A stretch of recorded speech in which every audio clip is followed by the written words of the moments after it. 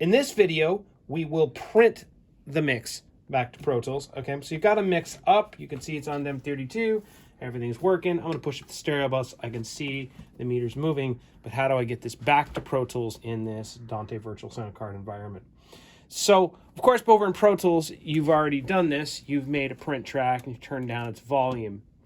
And so we won't get any feedback loops when this is all ready to go. And of course, we'll probably send it out some random output so we don't have a feedback loop there. And you can see the numbers, can you? That I'm going to source from input 15 and 16. And this is important in this particular situation because we only have 16 buses coming back from the M32. So back to the M32, we've already set up Dante coming over here. And just if on the patch screen, of course, you chose your card inputs going to the inputs.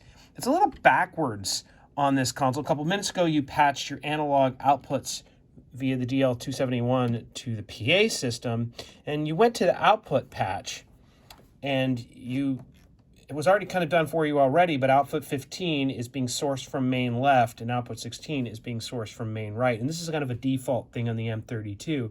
This label over here is incorrect. It says analog output. What it really should say is output, because an interesting thing happens with the M32 where all outputs, analog, digital, card, everything, they all get these same outputs. So whatever you map here to those, it actually goes to the card and the analog and the digital output. So that label is wrong.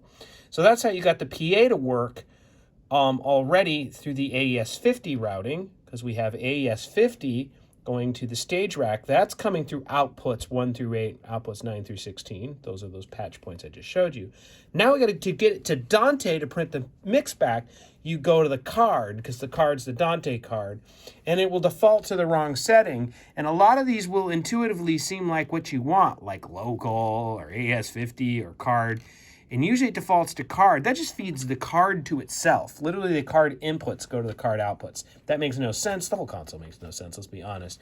What you really want to do is have outputs 1 through 8 going to bank 1 through 8 of the slot of the card, and outputs, let me find it somewhere around here, output 9 through 16 of the console is now feeding expansion card outputs. So with outputs 9 through 16 feeding, this bugger, the master fader, the mix is now feeding Dante 15 and 16 back to the computer. At this point, you're going to have to open up Dante Controller, which you probably already did.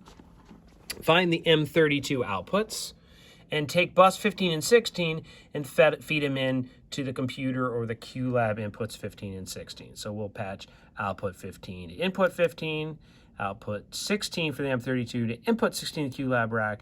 At this point, check it out. Our meters are dancing, and we are now printing the mix back via Dante. Excellent. End of video.